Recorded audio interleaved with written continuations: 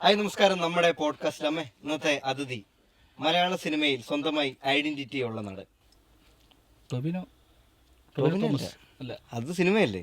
ഇത് സ്വന്തമായി ഐഡന്റിറ്റി ഉള്ള നടൻ ആരായിരിക്കും അമ്മ? അത് മലയാളത്തിലെ ഐഡന്റിറ്റി വെടിക്കെട്ട് സംവിധായകൻ. ഏതാ അങ്ങനെ തന്നെ പറയേണ്ടത്, പിന്നെ ആരാ അതിരിക്കുന്നത്? സൂക്ഷിച്ചു നോക്കിയേ. അപ്പോഴത്തേക്ക് ഇവര് ഏതാണ്ട് പറഞ്ഞോണ്ട് ഞാൻ ചോദിച്ചു അങ്ങനെ ഐഡന്റിറ്റി ഐഡന്റിറ്റി എന്നാണോ? അത് തന്നെ ഞാൻ കോമഡി ഇപ്പൊ എടുത്തു വെച്ചിട്ടുണ്ട്. അത് തന്നെ ഇന്നത്തെ ഫണ്ട് ഓവർലോഡായിക്കൊണ്ടിരിക്കുകയാണ്. ഫസ്റ്റ് തന്നെ തുടങ്ങുമ്പോ തന്നെ നമ്മളിവിടെ പന്തലിടുകയാണ്. അതെ, ബാക്കിയുള്ള ആളുകളെയൊക്കെ വിളിക്കുക, കസേരയൊക്കെ എടുക്കുക, സമയം അറിയിക്കുക.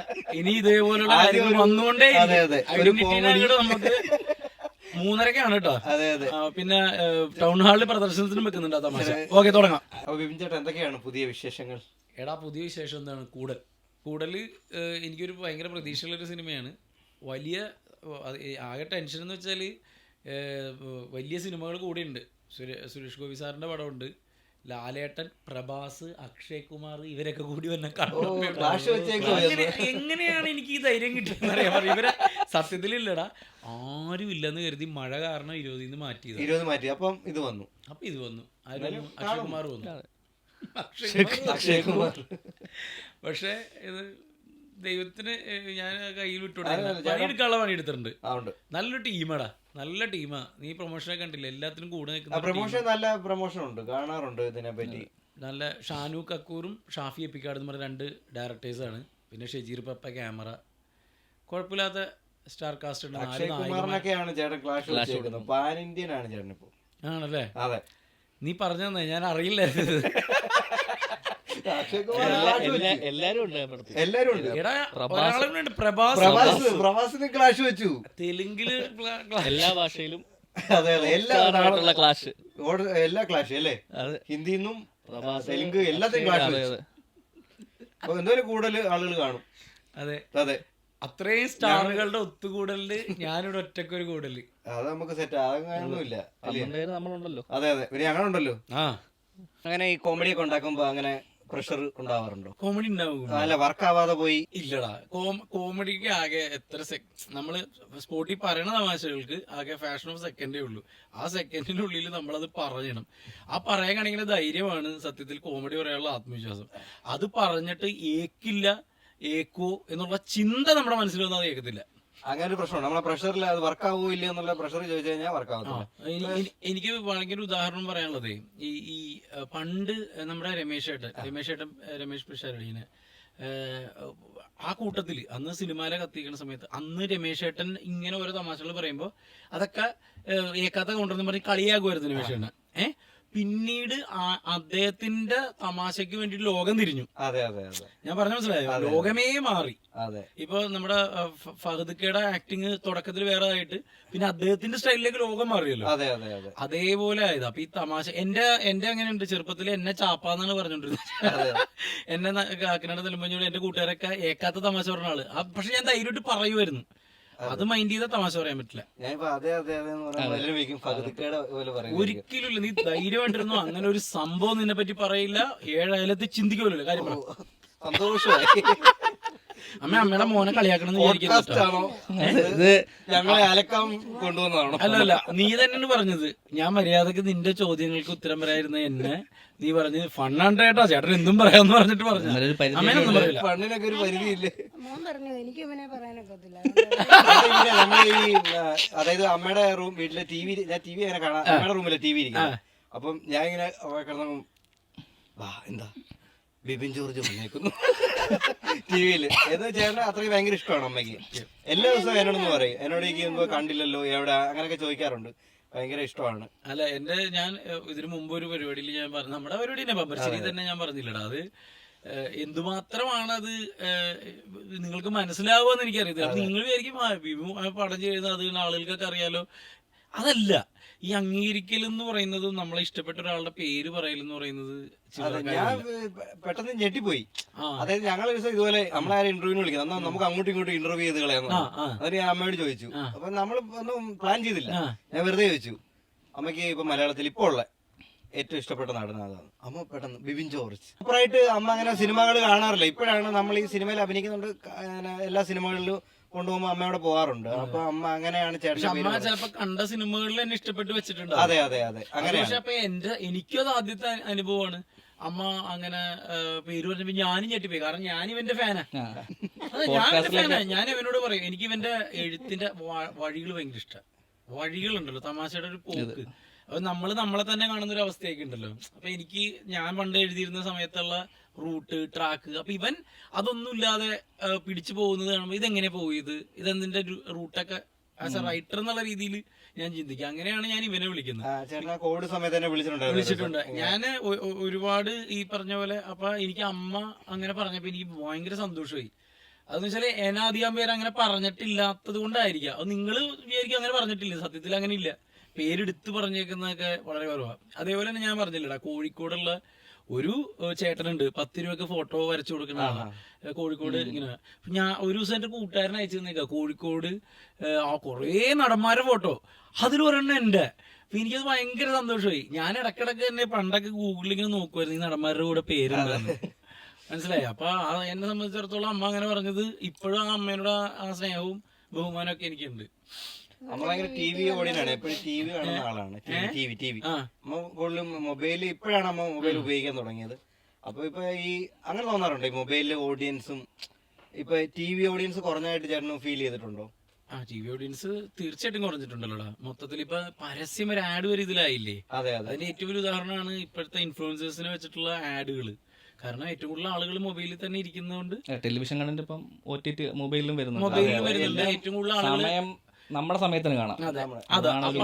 പലരും വീട്ടിലൊക്കെ അമ്മമാരൊക്കെ സീരിയലുകളൊക്കെ കാണുന്നത് യൂട്യൂബിലാണ്. വൈകിട്ട് ആ സമയത്ത് കാണാൻ പറ്റിയില്ലെങ്കിലും ഓപ്ഷനുകളാണ്. ടി വി ഓഡിയൻസ് ഇപ്പൊ നമ്മുടെ നാട്ടിൽ തന്നെ എല്ലാരും ചെറുപ്പക്കാർ പൊതുവെ ടി വി കാണുന്നത് വളരെ കുറഞ്ഞിട്ടുണ്ട്. അമ്മയുടെ റൂമിലല്ലോ ടി വി, അമ്മയുടെ റൂമിലാണ് ടി വി ഇരിക്കുന്നത്. അങ്ങനെ ആരും ടി വി കാണാറില്ല. പക്ഷെ അതുകൊണ്ട് അങ്ങനെ ഫീൽ ചെയ്തിട്ടുണ്ട് കുറെ. നമുക്ക് ഇപ്പൊ ഈ സ്കിറ്റും പരിപാടികളൊക്കെ ആണെങ്കിൽ തന്നെ കുറവ് വന്നതായിട്ട് എനിക്ക് തോന്നിയിട്ടുണ്ട്. ഉറപ്പായിട്ടുണ്ട്. നേരത്തെ എന്ന് വെച്ചാല് ഞാനിപ്പോ ബെഡായി ബംഗ്ലാവൊക്കെ എഴുതുന്ന സമയത്ത് നമുക്ക് റേറ്റിംഗ് ആണ് നമ്മൾ ഞെട്ടും. അതായത് ഒരു ഏകദേശം അന്ന് ഒരു 2 കോടി അല്ലെങ്കിൽ അത് 2.5 കോടി ഉണ്ടെന്ന് വിചാരിച്ചു ഓഡിയൻസ്, മൊത്തം പ്രേക്ഷകര്. അല്ലെങ്കിൽ കേരളത്തിൽ ചേരുന്നത് അതിലൊരു പകുതിയൊക്കെ ആൾക്കാർ കണ്ടിട്ടുണ്ടാവും ആ സമയത്ത്. ബെഡായി ബംഗ്ലാവ് അത്രത്തോളം ഗൾഫിലാ. ഞാൻ ഇങ്ങനെ വെയിറ്റ് ചെയ്യും. അത് നമുക്ക് അവിടെ അത്ര പ്രഷറിൽ വർക്ക് ചെയ്യുന്ന സമയത്തെ ഇതിന്റെ എപ്പിസോഡ് വരാൻ വേണ്ടിയിട്ട് വെയിറ്റ് ചെയ്യും. ഞാൻ ഗൾഫിൽ നിൽക്കുന്ന സമയത്താണ് ഇത്. പിന്നെ ഹോട്ട്സ്റ്റാർ, അതിന് മുന്നേ യൂട്യൂബിലായിരുന്നു ഇതിന്റെ എപ്പിസോഡുകൾ വരുന്നത്. അല്ലല്ല, ഫുൾ എപ്പിസോഡുകൾ ഒരു സമയം ഉണ്ടായിരുന്നു. അതിന് മുന്നേ ഉണ്ടായിരുന്നു ഫുൾ എപ്പിസോഡ് വരും. അതിനുശേഷം ഈ ഹോട്ട്സ്റ്റാർ വന്നപ്പോൾ നമ്മൾ പിന്നെ ഹോട്ട്സ്റ്റാർ വഴി കയറണം ഈ ഫുൾ എപ്പിസോഡ് കാണാൻ. എനിക്ക് ഭയങ്കര ചിരി വന്നൊരു കമന്റ് ഉണ്ട്. ഞാനിപ്പോ കാർത്തി സൂര്യയുടെ പോഡ്കാസ്റ്റിൽ ഇരുന്നപ്പോഴാണ് ഞാനിങ്ങനെ ബെഡായി ബംഗ്ലാവിന്റെ കാര്യം പറയുന്നത്. അപ്പൊ എല്ലാവരും ബെഡായി ബംഗ്ലാവ് ഞാനാണ് എഴുതിയെന്നുള്ള രീതിയിൽ ഇതൊക്കെ വന്നു. ഞാനപ്പോ അതില് സുനീഷ് ചേട്ടന്റെയും മധുസാറിന്റെ കഴിഞ്ഞ ദിവസം ഫേസ്ബുക്കിലുണ്ടായിരുന്നു, ഇൻസ്റ്റയിലുണ്ടായിരുന്നു. ഞാനിപ്പോഴാണ് ബെഡായി ബംഗ്ലാവ് എഴുതിയത് ബിപിൻ ജോർജ് ആണെന്ന് നിങ്ങൾ എത്ര പേർക്ക് അറിയാം കഴിഞ്ഞ ദിവസം. അപ്പൊ അതൊരു കോമഡി എന്താണെന്ന് അറിയാമോ? കോമഡി എന്ന് വെച്ച് കഴിഞ്ഞാല് അതിപ്പോഴും പറയുന്നത് 95% എന്നാണ് ഞാൻ അന്നും പറഞ്ഞത്. കാരണം മുകേഷ് ഏട്ടന്റെ ജീവിതത്തിലെ കഥകൾ നമുക്ക് എങ്ങനെ എഴുതാൻ പറ്റും? മുകേഷ് ഏട്ടന്റെ സിനിമ കഥകളും അദ്ദേഹം വരുന്ന അഡ്വൈസുകളൊക്കെ മുകേഷ് ഏട്ടൻ തന്നെ പറഞ്ഞ. രമേശ് ഏട്ടന്റെ ലൈഫിലുള്ള കഥകള് രമേശ് ഏട്ടനാണ്. പക്ഷെ മുകേഷ് ഏട്ടനും രമേശ് ഏട്ടനും പറയുന്ന കണ്ടന്റുകള് ആര്യ, മനോജ് ഇന്നസ്, ധർമ്മേട്ടൻ, അമ്മായി, ഇവരൊക്കെ ഇത് ഇത്രയും കണ്ടന്റുകളും പിന്നെ ആർട്ടിസ്റ്റുകൾ വന്നാല് ഫിലിം പ്രൊമോഷൻ നടക്കുമല്ലോ, ആ ഫിലിം പ്രൊമോഷൻ 45 മിനിറ്റോളം ഉണ്ടായിരുന്നല്ലോ. 8 സ്കിറ്റുകൾ വേണം കറക്റ്റ് പറഞ്ഞു കഴിഞ്ഞാൽ. 8 സ്കിറ്റ് മുകളിൽ വേണം ഒരു എപ്പിസോഡ് ആവാൻ. എനിക്ക് ഭയങ്കര എക്സ്പീരിയൻസ് ആയിരുന്നു. കോമഡി എന്താണെന്നറിയാമോ? ഒരു കമന്റ് എന്നോടൊരു, ഞാൻ കമന്റ് വായിക്കൽ കുറവാണെന്നല്ല, തീരെയില്ല. അപ്പൊ പക്ഷെ എന്നാലും കമന്റ് വായിച്ചില്ലെങ്കിൽ നമുക്ക് സ്ക്രീൻഷോട്ട് എടുത്ത് ചിലവന്മാര് ദുഷ്ടന്മാരെ അയച്ചു തരും. നമ്മൾ ഇതിൽ നിന്നൊക്കെ ഒഴിവാവാനോ സങ്കടപ്പെടണ്ടല്ലോ എന്ന് വിചാരിച്ചിട്ടാണ് ഇതിൽ നിന്ന് ഒഴിവാകാനാണ് ഇത് ചെയ്യുന്നത്. കമന്റില് ഇവരെഴുതിയാണെന്ന്, അത് കണ്ടറിയില്ല അവരുണ്ടാക്കിയതാണെന്ന്. ഇവനറിയോ അത് എങ്ങനെ എഴുതാനാ, അവര് വളരെ നാച്ചുറലി അവതരിപ്പിക്കുന്നതല്ലേ എന്ന് പറയുന്ന ഒരു എഴുതിയ ആള് പറയാണ് ഞാൻ എഴുതിയാണ്. പിന്നെ അതിന് മുകളിൽ ഒരു പരിചയമില്ലാത്ത ഒരാള് പറയാണ് എഴുതിയതല്ലത്. ശരിയാ. പൊതുവെ നമ്മളിപ്പോ സിനിമ എഴുതുമ്പോ കുറച്ചൊരു ഇത് കിട്ടും. സ്ക്രിപ്റ്റ് എഴുതുന്നവർക്ക്, ചാനലിൽ സ്ക്രിപ്റ്റ് എഴുതുന്നവർക്ക് വേണ്ടത്ര പരിഗണന പൊതുവെ കിട്ടാറില്ലല്ലോ. നമ്മൾ സിനിമയിലാണെങ്കിൽ പ്രൊമോഷൻ വരുമ്പോ ഇത് സ്ക്രിപ്റ്റ് റൈറ്റർ എന്ന് പറഞ്ഞ പരിപാടി ഇപ്പോഴൊക്കെയാണ്. പിന്നെയും ഇതിന്റെ റൈറ്റർ ആരാന്ന് ചേട്ടൻ പല പരിപാടിയിലും ചോദിക്കാറില്ലേ, എന്താ ചേട്ടൻ റൈറ്റർ ആയതുകൊണ്ടായിരിക്കണം നമുക്ക് കിട്ടാത്തൊരു പരിഗണന. അയാൾക്ക് കിട്ടട്ടെന്ന് വിചാരിച്ചു. പലരും വിചാരിച്ചേക്കുന്നത് ഇത് അവര് വന്നിട്ട് സ്പോട്ടിൽ പല സ്കിറ്റുകളുടെ അങ്ങനെ വിചാരിക്കാറുണ്ട്. അതിൽ എനിക്ക് അങ്ങനെ തോന്നിയിട്ടുണ്ട് ഈ സ്ക്രിപ്റ്റ് എഴുതുന്നവർക്ക് വേണ്ടത്ര പരിഗണന ഒരിക്കലും കിട്ടില്ല, സമ്മതിക്കത്തുമില്ല. അല്ല, ഞാൻ നിങ്ങൾ വളരെ സിമ്പിൾ ആയിട്ട് അല്ലേ പറയാ, 11 കൊല്ലത്തോളമാണ് ഞാൻ ചാനലിൽ എഴുതിയത്. കൃത്യമായിട്ട് ഞാൻ ചെറുപ്പത്തിൽ വന്ന് എഴുതി തുടങ്ങിയ ആളാ. 10-16 വയസ്സ് കഴിഞ്ഞിട്ട് എഴുതി തുടങ്ങിയ ആളാ. അന്ന് മുതൽ ഈ പറയുന്ന അമർ അക്ബർ അന്തോണിക്ക് മുമ്പ് വരെ എഴുതിയല്ലോ. അപ്പോൾ അന്ന് മുതൽ എഴുതിയിട്ട് ഇപ്പോഴും അഫ്സല് ഇപ്പോഴാണ് അറിയുന്നത്. ഞാൻ രസികരാജ എന്ന് പറഞ്ഞ പരിപാടി, ആ പ്രോഗ്രാം പക്ഷെ എനിക്ക് ഓർമ്മയുണ്ട്. കോട്ടും സൂട്ടൊക്കെ ഇട്ടിട്ട് ഹോജ ആ പരിപാടി, ആഡംബരം, അങ്ങനെ എന്തോരം പരിപാടിക്ക് എഴുതിയിട്ടുണ്ട്. നാണിത്തള്ള ഓർമ്മയുണ്ട് നിനക്ക്? നാണിത്തള്ള, അതായത് ഇങ്ങനെ സംസാരിക്കില്ലേ, എന്തൊക്കെയുണ്ട് വിശേഷങ്ങള്, സുഖമാണ് വെട്ടിയാരെ എന്ന് പറയണ, അതൊക്കെ ഞാൻ എഴുതിയ പരിപാടിയാ. പക്ഷെ +2 ചെയ്തിട്ടില്ലേ? +2 സ്കിറ്റിൽ ചെയ്തേക്കുന്നത് രസികരാജനാണെന്നോ അല്ലേ? +2 ഒക്കെ ഭയങ്കര പാടാ അങ്ങനത്തെ പരിപാടികൾ നമ്മൾ ഫ്ലോറിൽ കൊണ്ടുവന്ന് ചിരിപ്പിക്കാൻ. ഒന്ന് മറ്റേതിൽ കട്ടും പരിപാടികളൊക്കെ ഉണ്ട്. ആ സമയത്തിന്റെ സ്ക്രിപ്റ്റ് എന്തോ കൺസെപ്റ്റ് വന്നിട്ട് അതൊക്കെ വെറുതെ അതൊക്കെ ഗിമ്മിക്സ് ആണ്, പ്രോഗ്രാമിന്റെ ഗിമ്മിക്സ്. അല്ലാണ്ട് 5 മിനിറ്റ് കൊണ്ട് റെക്കോർഡിംഗ് സ്കിറ്റ് ആയിരുന്നു കൂടുതൽ. എങ്ങനെ പറ്റും? പക്ഷെ ആർട്ടിസ്റ്റുകൾക്ക് ഭയങ്കര ഐഡന്റിറ്റി കിട്ടിയ പ്രോഗ്രാം അല്ലായിരുന്നു ആദ്യത്തെ നമ്മുടെ കോമഡി സ്റ്റാറിന്. മലയാളത്തിലെ ആദ്യത്തെ കോമഡി റിയാലിറ്റി ഷോ. ഒരുപാട് ആർട്ടിസ്റ്റുകൾക്ക് അവരുടേതായ ഒരു ഐഡന്റിറ്റി കിട്ടി. നമുക്ക് ഇവരാരാണെന്ന് കുറച്ചുപേരെ നമുക്ക് നേരത്തെ കണ്ടു പരിചയമുണ്ട്. അല്ല, അതിലുണ്ടായിരുന്ന ബിനോടി മാലി എല്ലാവരും ഉണ്ടായിരുന്നു. ചേട്ടൻ ഫസ്റ്റ് പ്രോഗ്രാം ഏതായിരുന്നു? എന്റെ കോമഡി കസിൻസ് ആയിരുന്നു. ചേട്ടനും ബാബുചേട്ടനും കൂടി ഉണ്ടായിരുന്ന ടെലിവിഷന് വേണ്ടി കോമഡി എഴുതുന്ന സമയത്തും നമ്മൾ ഫിലിം ചെയ്യുന്ന സമയത്തും മറ്റേത് എങ്ങനെ ഒരു കൺസെപ്റ്റ് തന്നിട്ട് ഇങ്ങനെ എഴുതിപ്പിക്കുകയാണോ? ഇപ്പം ടെലിവിഷനിലൊരു കോമഡി നമുക്ക് ഒരുപാട് ലിമിറ്റേഷൻ ഉണ്ടോ ടെലിവിഷൻ കോമഡി എഴുതുമ്പോഴേ? അതോ അങ്ങനെയൊന്നുമില്ല, രണ്ടും അങ്ങ് എഴുതി അങ്ങ് പോവാ? തുടക്കത്തിൽ ഈ പറഞ്ഞ പോലെ അഭിനയിക്കാൻ വേണ്ടിയിട്ടുള്ള ആഗ്രഹത്തിൽ എഴുതുന്ന ആളാണ്. അത് പിന്നീട് എഴുതി കഴിഞ്ഞപ്പോഴേക്കും വർക്കായപ്പോഴേക്കും അതെന്റെ ജോലിയായി, പിന്നെ എന്റെ വരുമാനമായി, പഠിത്തത്തിന് സഹായിച്ച്, പിന്നെ അങ്ങനെ അത് തന്നെ ഈ ജോലി വർഷങ്ങളോളം. ഈ നമ്മുടെ സ്കിറ്റിന്റെ സ്ക്രിപ്റ്റ് ഇല്ലേ, അതിൽ നിന്ന് സിനിമ സ്ക്രിപ്റ്റിലേക്ക് ഷിഫ്റ്റ് ചെയ്തപ്പോ അതിൽ നിന്നും മാറ്റണം തോന്നിയ പരിപാടികൾ എന്തൊക്കെയായിരിക്കും? സിനിമ എഴുതി കഴിഞ്ഞപ്പോഴേക്കും ഈ പറഞ്ഞ പോലെ സ്കിറ്റ് വരരുതെന്ന് പറഞ്ഞൊരു സാധനം. അങ്ങനെ പ്രശ്നമുണ്ടോ? അങ്ങനെ ഉണ്ടോ? ചിലർ പറയട്ടെ സ്കിറ്റ് അങ്ങനെ പ്രശ്നമുണ്ടോ? കാരണം പല നമ്മുടെ ഹിറ്റ് സിനിമകളും ചില സ്കിറ്റ് പോർഷൻ. അതിന്റെ 2 വേർഷൻ ഞാൻ പറഞ്ഞുതരാം. അമർ അക്ബർ അന്തോണി ഇറങ്ങിയ സമയത്ത് ഈ രീതിയിൽ ഞങ്ങൾ മിമിക്രിക്കാരാണെന്ന് അറിയാവുന്നതുകൊണ്ട്, നാദിർഷയുടെ പടമായതുകൊണ്ടും വിമർശിക്കേണ്ടവരെ പറഞ്ഞിങ്ങനെ സ്കിറ്റ് പോലെ ഉണ്ട് എന്നൊക്കെ പറഞ്ഞു. അങ്ങനെ പറയാറുണ്ട്, അങ്ങനെ കേട്ടു. ഇനി അതിന്റെ വേറൊരു വേർഷൻ ഞാൻ പറഞ്ഞുതരാം. തിരക്കഥാകൃത്തും വലിയ എഴുത്തുകാരനും ഉണ്ണിയേട്ടന് ഞാനും വിഷ്ണുവും മിമിക്രിക്കാരാണെന്ന് പറഞ്ഞുകൂടാ. പുള്ളിക്ക് അതൊരു പുതിയ വിഭവമായിട്ടാണ് ഫീൽ ചെയ്തത്. ഞാൻ പറഞ്ഞ വേണ്ടിട്ടോ. അപ്പൊ ഞാൻ അദ്ദേഹത്തോട് സംസാരിച്ചപ്പോ എന്നോട് പറഞ്ഞു, എടോ എനിക്ക് അങ്ങനെ ഒന്നും തോന്നില്ല, ഇതൊരു പുതിയ പടം, നിങ്ങൾ മിമിക്രിക്കാരാണെന്ന് അറിഞ്ഞാലേ അത് പ്രശ്നമുള്ളൂ, ഇല്ലെങ്കിൽ കുഴപ്പമില്ല. അങ്ങനെ കാറ്റഗറൈസ് ചെയ്ത് പറയാറുണ്ടെന്ന് എനിക്ക് തോന്നിയിട്ടുണ്ട്. മിമിക്രി തമാശകള്. അതായത് ചില ഡയലോഗ് ഇപ്പൊ കുറച്ചും നമ്മൾ പറഞ്ഞു, മറ്റേ റൂം എടുത്തത് ഇപ്പൊ ഞങ്ങൾ ഈ പോഡ്കാസ്റ്റ് അതിനകത്തുള്ള ഡയലോഗ് മറ്റേ ഏതായിരുന്നത്? മറ്റേ സംവിധായകൻ വഴക്ക് പറയുമ്പോ സാറ് വഴക്ക് പറഞ്ഞല്ലേ റൂം എടുത്തൊക്കെ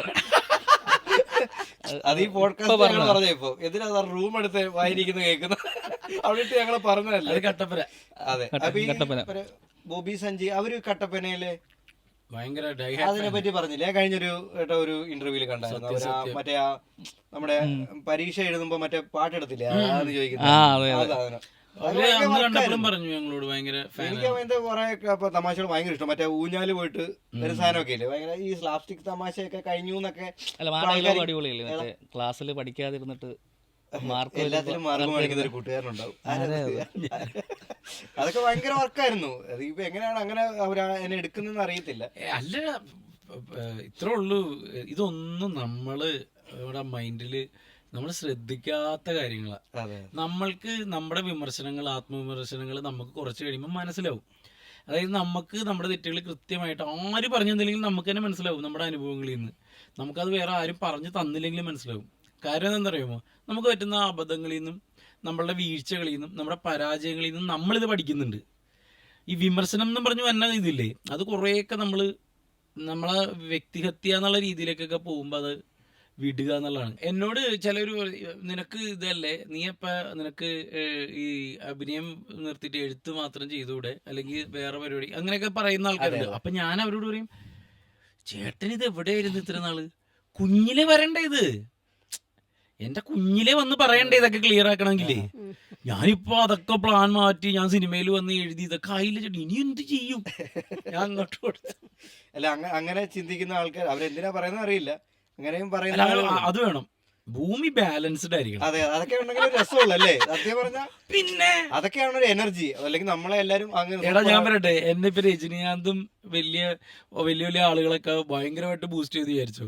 അപ്പൊ എനിക്ക് അമ്മ പറഞ്ഞതിന് പ്രാധാന്യം ഉണ്ടാവോ? അതെ അതെ അതെ. അമ്മ പറഞ്ഞത് സ്പെഷ്യൽ ആയത് എന്താ, ആരും പറയാത്തപ്പോ നമ്മളെ പറ്റി പറയുമ്പോഴല്ലേ. അതെ അതേപോലെ തന്നെ ഉള്ളത് ബാലൻസ്ഡ് ആയിരിക്കണം. അതെ. പറ.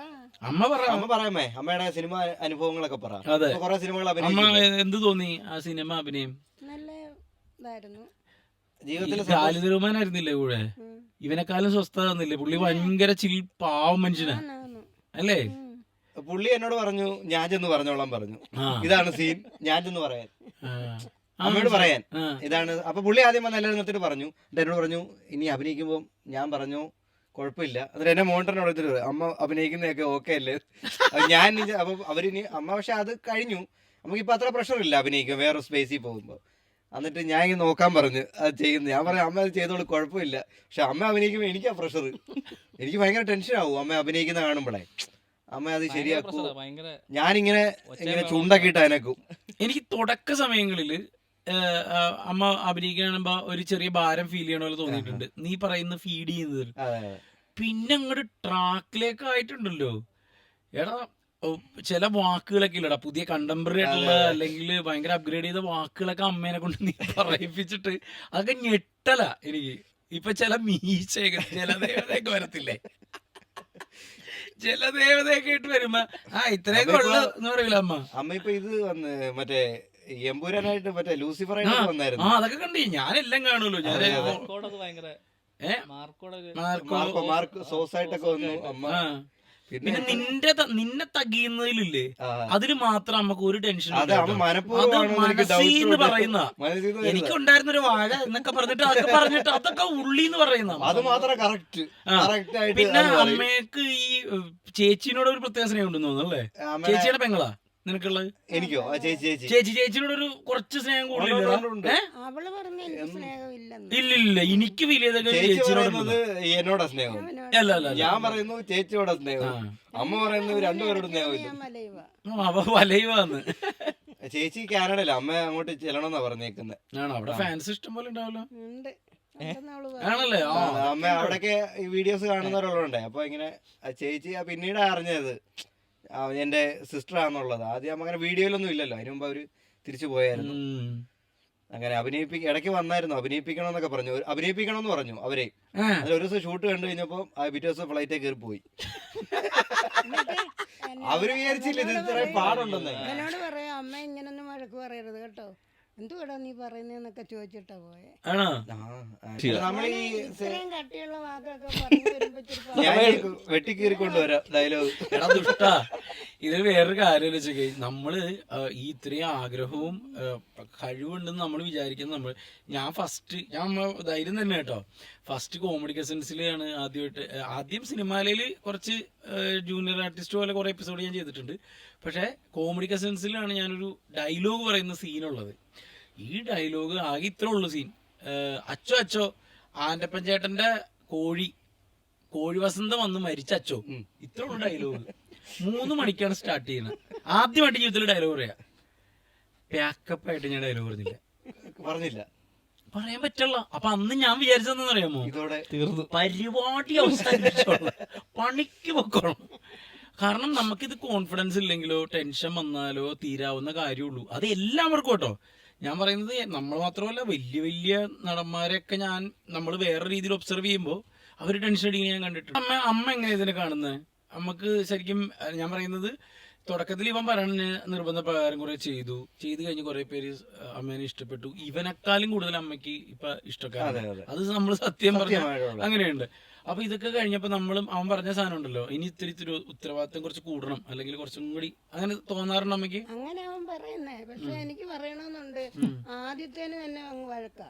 അതൊന്നുമല്ല. രണ്ടാമത്തെ ഫസ്റ്റ് അമ്മ ഒരു ആൾക്കാര് ഒരു നീ കൂടുതൽ കളിക്കരുത്, നീ എന്റെ മോനാ, എന്റെ അമ്മാവനാവരുത്.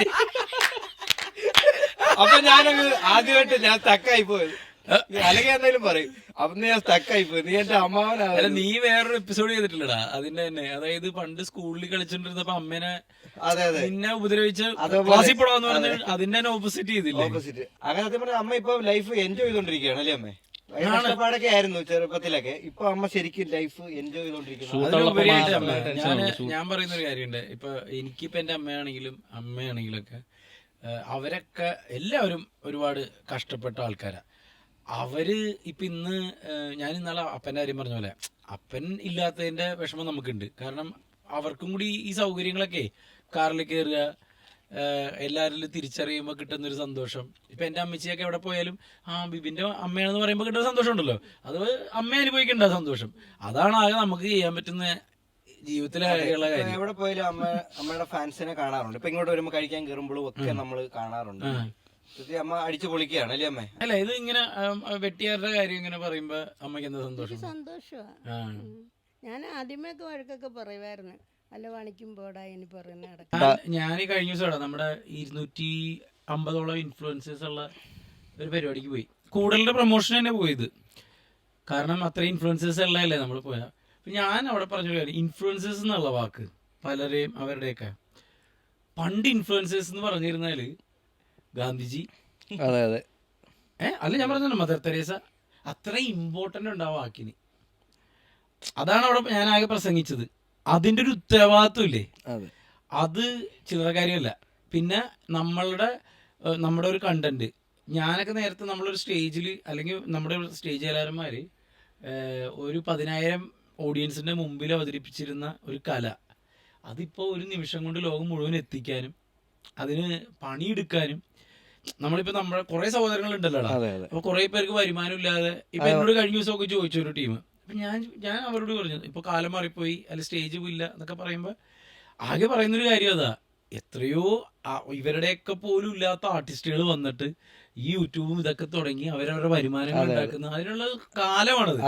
അത് ചില്ലറക്കാരും അല്ലെന്ന് ഞാൻ പറഞ്ഞു. വലിയ കാര്യമാണ് നീയൊക്കെ ചെയ്യുന്നത്.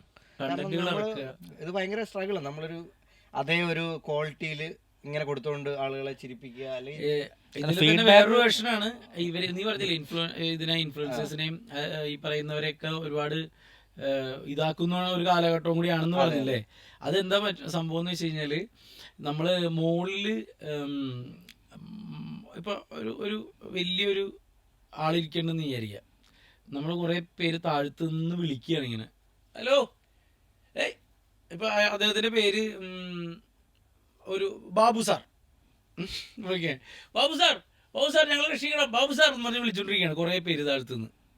പുള്ളി അപ്പൊ എല്ലാവർക്കും അനുഗ്രഹങ്ങൾ ഇങ്ങനെ കൊടുത്തോണ്ടിരിക്കുക. അപ്പൊ ഇവൻ വിളിച്ചിട്ട് കേക്കള്ള, അപ്പൊ തന്നെ എടാ ബാബു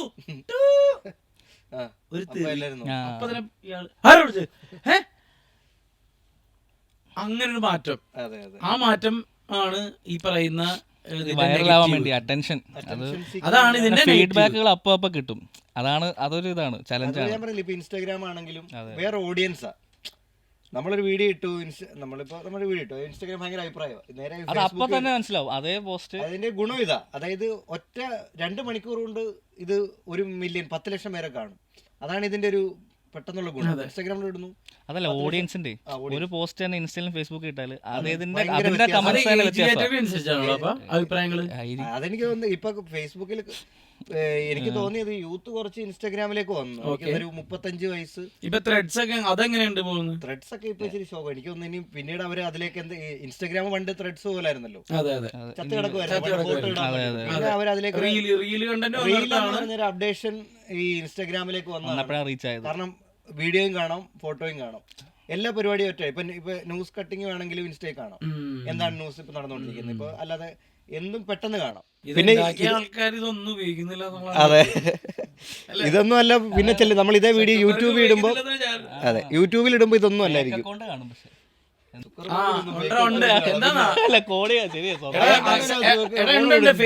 ഇതും പറഞ്ഞുതരാം ഞാൻ. ഫേക്ക് അക്കൗണ്ടിന്റെ പേര് ഞാൻ പറഞ്ഞു, അശ്വതി അച്ചു. സുക്കർബർഗിന്റെ അല്ലല്ല അശ്വതി അച്ചു റോസാപ്പൂവിന്റെ DP. സുക്കർബർഗ് നീ ആയിരുന്നല്ലേ 11 മണിക്ക് നീ വാടാ ഇനി. അമ്മക്കില്ലേ ഇപ്പൊ ഫേസ്ബുക്ക്? അമ്മക്ക് ഇൻസ്റ്റാഗ്രാം ഉണ്ട്. ഇൻസ്റ്റാഗ്രാം ഞാനാണ് ഉണ്ടോ? handle ചെയ്യുന്നത്. നീ- അമ്മക്ക് എത്ര 40K ഫോളോവേഴ്സ് ആയി ഇപ്പൊ. ശ്ശോ, 2-3 തുടങ്ങിയല്ലേ മാസമായി. 40K 40K കളിയാണോ? followers ആയി അമ്മക്ക്. അത് ഒരു ചീത്ത എന്തെങ്കിലും പറയാണ്ട് ഈസി ആയിട്ട്. അതെ, അതെ, അതെ. ശുദ്ധഹാസ്യം പറഞ്ഞ് 40,000 പേര്. എടാ ബാബു എന്ന് വിളിക്കാതെ അമ്മ 40K പറഞ്ഞേട്ടാ, അമ്മ ഒരു പഴയൊരു പറഞ്ഞേ, ഉള്ളവൻ അറിയുന്നില്ല ബാക്കി. ഇത് ആ. ഈ ഇത്രയും പേരുണ്ടെന്നേ ഞാൻ അറിയുന്നില്ല. അമ്മ യൂട്യൂബിലാണ് ഇൻസ്റ്റയൊക്കെ കുറച്ചുകൂടെ ഇങ്ങനെ എടുത്തെടുത്ത് നോക്കാൻ പാടായതുകൊണ്ട് യൂട്യൂബിലാണ് അമ്മ വീഡിയോസ് എല്ലാം കാണുന്നത്. അമ്മ പിന്നെ അമ്മക്ക് ഇപ്പൊ നാട്ടിലൊക്കെ ഫാൻസ് ഒക്കെയാണ്. ഇന്നലെ പരിപാടിയൊക്കെ ഉണ്ടായിരുന്നു. ആണോ അമ്മ? ഇന്നലെ ഈ ഒരു ട്യൂട്ടോറിയയുടെ ആ. പിന്നെ ഈ മെമ്മന്റോ ഒക്കെ കൊടുക്കുന്നേ ആദരവ് എനിക്കും ഉണ്ടായിരുന്നു. വെട്ടിയാരെന്തോ കാര്യത്തിന് വിളിച്ചു, ഇങ്ങനെ ഒരു ചെറിയൊരു ഫംഗ്ഷൻ ഉണ്ട്, നമ്മ പേയ്മെന്റ് പേയ്മെന്റ് വിത്ത് GST. പറയുന്നതേ ഉള്ളത്, അടുത്തൊന്നുമില്ല. ഇതൊക്കെ എന്നാ ഇതൊക്കെ ഈ സ്വർണ്ണമൊക്കെ കാണും, ഞാൻ ഇതൊക്കെ ശ്രദ്ധിക്കണമെന്നാണ് വിചാരിച്ചേ. മേടിച്ചു തന്നതാ. ആ അതാ എനിക്ക് ഉറപ്പല്ലേ. ഒന്നുമില്ലായിരുന്നു. ആ എടാ വീടപ്പൊ എന്താ സെറ്റാക്കാത്ത? വീട് ഇപ്പൊ അടുത്ത മാസം പണി തുടങ്ങും. ബാക്കി പണി ഞങ്ങള് ഒരു റെന്റ് വീട് സെറ്റ് അങ്ങോട്ട് മാറിയിട്ട് ബാക്കി പണികൾ മഴ ആയതുകൊണ്ട് ഇപ്പൊ തുടങ്ങണമെന്ന് വിചാരിച്ചതാണ്. അത് ബാക്കി പരിപാടി. വീട് ഞാൻ ഓൾറെഡി ഗൾഫിൽ നിന്ന സമയത്താണ് അതിന്റെ പണി തുടങ്ങിയത്. അതിന്റെ വാർപ്പ് കഴിഞ്ഞപ്പോ എന്റെ പണി പോയി. ഇവിടുത്തെ പണി കിട്ടിയപ്പോ അവിടെ പണി പോയി. പിന്നെ തിരിച്ചു വന്നു. പിന്നെ കുറച്ചാള് വേറെ ജോബൊക്കെ നോക്കി സെറ്റായില്ല. അങ്ങനെ പിന്നെ ഞാൻ ദുബായി പോയി, അവിടെ സെറ്റായില്ല. അങ്ങനെ തിരിച്ച് നാട്ടിൽ വന്നു. അങ്ങനെയാണ് ഞാൻ പിന്നെ ഈ അബ്രഹാം തച്ചേരിലല്ലേ, പുള്ളി എനിക്ക് ഫേസ്ബുക്ക് ഫ്രണ്ടാ, വലിയ പരിചയമില്ല. ഞാൻ പുള്ളിക്ക് മെസ്സേജ് അയച്ചിട്ട് അങ്ങനെ പുള്ളി എനിക്ക് വേറെ ആരും റിപ്ലൈ അയച്ചില്ല, പുള്ളി മാത്രം റിപ്ലൈ അയച്ചു. നല്ല അപ്ഡേറ്റഡ് റൈറ്ററാ. അതെ അതെ. അങ്ങനെ പുള്ളി അങ്ങനെയാണ് ഞാൻ തകർപ്പൻ കോമഡി സമയത്താ ആദ്യമായിട്ട് മനോരമ വന്നപ്പോ അങ്ങനെ എല്ലാരും കണ്ട. അങ്ങനെയാണ് ഇതൊരു ചേഞ്ച് ഉണ്ടായത് ലൈഫില്. അപ്പൊ രതീഷ് കാരക്കാടൊക്കെ ആയിട്ടുള്ള സുഹൃത്ത് ഉണ്ടാവല്ലോ. അതുകൊണ്ടുണ്ട് പുള്ളി ഇപ്പം ഇത് തുടങ്ങി നമ്മുടെ കഞ്ഞൂടി വീട്ട് വേണ്ടിക്ക് ഇറങ്ങിയിട്ടുണ്ട്. വെബ് സീരീസ് അല്ലേ? മെത്തേഡ് ആക്ടിങ് പുള്ളി ആക്ടിങ് പിടിച്ചേക്കും. പുള്ളി നേരത്തെ ഗ്രൂമിങ് അങ്ങനത്തെ പരിപാടി അല്ലേ. പുള്ളി ഇപ്പം ഇനി മലയാള സിനിമയിൽ അങ്ങനെ ഒരു ക്യാരക്ടർ റോള് എന്നെ ഫർഗീസിന് ശേഷം ആരാന്നുള്ള ചോദ്യത്തിന് ഉത്തരം കൊടുക്കാനാണ്. എല്ലാ വീട്ടിലും പറയും ഇത് ഗണ്ണ് കണ്ടിട്ടുണ്ടോ, ഗണ്ണ് നന്നായിട്ട് ചെയ്യല്ലേ, എനിക്ക് ഇഷ്ടപ്പെട്ടു. ഞാൻ ചെയ്തു വെറുതെ പറഞ്ഞ ഭയങ്കര രസമായിട്ട്. പിന്നെ കുറെ വർഷങ്ങളായില്ലേ അവര് ഇത് പരിപാടികളൊക്കെ ആയിട്ട് നിക്കുന്നു. അപ്പൊ ഈ പറഞ്ഞ നമ്മൾ നേരത്തെ പറഞ്ഞതിലേക്ക് തന്നെ വരും, പുറകിൽ നിന്ന് കൊറേ നാളായല്ലോ. അതെ, ഒന്ന് മുമ്പിൽ ചിലപ്പോ നമ്മുടെ ശരിക്കും ആഗ്രഹവും ചിലപ്പോ അതായിരുന്നിരിക്കണം. ഇവൻ പറഞ്ഞേ ഈ ടെലിവിഷനിലെ റൈറ്റേഴ്സിന് മാത്രമാണ് പ്രാധാന്യം. അങ്ങനെയല്ല കേട്ടാ. എന്റെ അഭിപ്രായത്തില് എനിക്ക് ഇപ്പോഴും നിലവിൽ ഓർമ്മയുണ്ട്, കട്ടപ്പന ഋത്തിക് റോഷൻ ഫസ്റ്റ് ഷോ കഴിഞ്ഞ് പടം ബ്ലോക്ക് ബസ്റ്ററാന്ന് ഞങ്ങൾക്ക് മനസ്സിലായി. ബ്ലോക്ക് ബസ്റ്റർ ആണെന്നുള്ള ആ ഹാപ്പിനെസ്സിൽ ഞാനും വിഷ്ണു ഞങ്ങളെല്ലാവരും കൂടി അന്ന് സെൻട്രൽ മാളിലാന്ന് തോന്നുന്നു ഫുഡ് കഴിക്കാനെന്ന് ചെന്നപ്പോൾ അതിലഭിനയിച്ച കട്ടപ്പനയിൽ അഭിനയിച്ച കുഞ്ഞു കുഞ്ഞു വേഷം ചെയ്ത ആളുകളെ വരെ ആളുകൾ വന്ന് അപ്രീഷിയേറ്റ് ചെയ്യും. റൈറ്ററായ എന്നെ മൈൻഡ് ചെയ്യാതിരുന്ന ആ ഓർമ്മ എനിക്കുണ്ട്.